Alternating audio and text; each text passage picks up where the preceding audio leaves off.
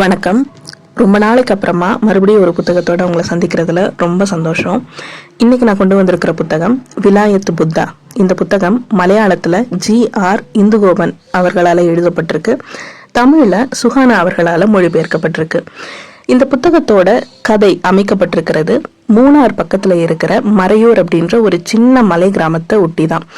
இந்த மலை கிராமத்துல இயற்கையாவே சந்தனக்காடு வளரும். இயற்கையான இந்த சந்தனக்காட்டுல இருந்து சந்தன கட்டைகளை கடத்துற டபுள் மோகனன் அப்படின்ற ஒருத்தருக்கும் அதே ஊர்ல வாழ்ற பாஸ்கரன் அப்படின்ற ஒரு பெரிய மனுஷருக்கும் இடையில ஒரு சின்ன தகராறு ஏற்படுது.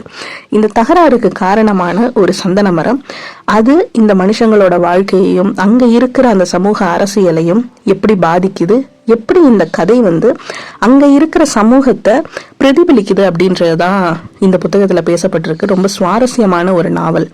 90கள்லயும் 2000கள்லயும் ஆரம்பத்திலையும் அங்க சந்தன மரங்கள் வெட்டி கடத்தப்பட்டுச்சு அப்படின்றது பரவலா நிறைய பேருக்கு தெரிஞ்ச ஒரு விஷயமா இருக்கலாம், முக்கியமா கேரளாவை சார்ந்தவங்களுக்கு.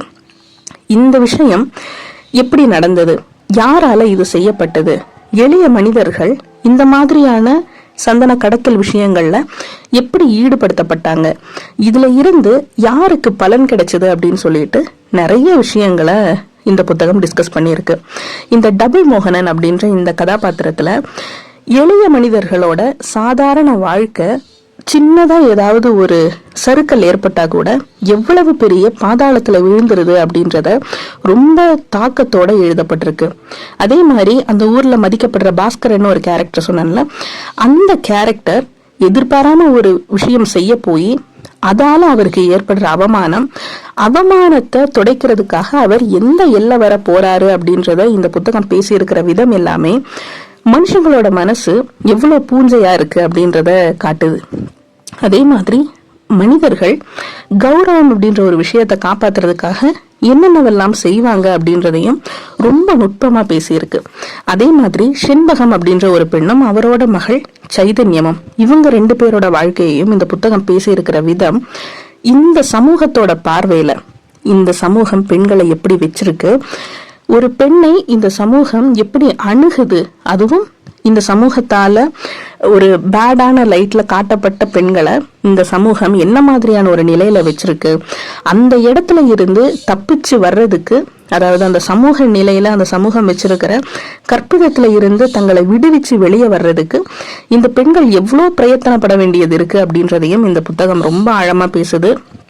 நிஜமாவே ஒரு மனுஷன் இந்த சமூகத்துல பொழைச்சு கிடந்தா மட்டும் பத்தாது, இந்த சமூகம் வச்சிருக்கிற ஒழுக்க கௌரவ அந்த கோட்பாடுகள்லாம் இருக்குல்ல, இதுக்கெல்லாம் உட்பட்டுதான் வாழணும் அப்படின்னு இந்த சமூகம் எப்படி எதிர்பார்க்குது.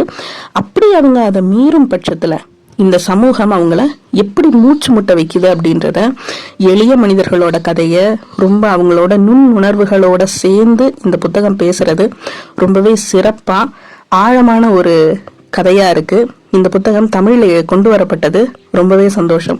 இந்த புத்தகம் இப்போ மலையாளத்துல ஒரு திரைப்படமாகவும் மாறி இருக்கு. இந்த படத்துல நடிச்சிருக்கிறவர் நடிகர் பிருத்விராஜ் அவர்கள். இந்த படம் ரிலீஸ் ஆயிருச்சு. எல்லாருமே அந்த படம் பாக்குறதுக்கு வாய்ப்பு கிடைச்சா கண்டிப்பா பாருங்க. வாய்ப்பு இருந்தா இந்த புத்தகத்தை கண்டிப்பா படிங்க. நிஜமாவே மனித உணர்வுகளை வச்சு இந்த சமூகம் என்னென்னவெல்லாம் செய்யுது, இந்த சமூகத்து எப்படி மனித உணர்வுகளை பாதிக்குது, இதையெல்லாம் ரொம்ப ஆழமா இந்த புத்தகம் டிஸ்கஸ் பண்ணியிருக்கு. எல்லாருமே படிச்சு பாருங்க, உங்களுக்கும் ரொம்ப பிடிக்கும். நன்றி.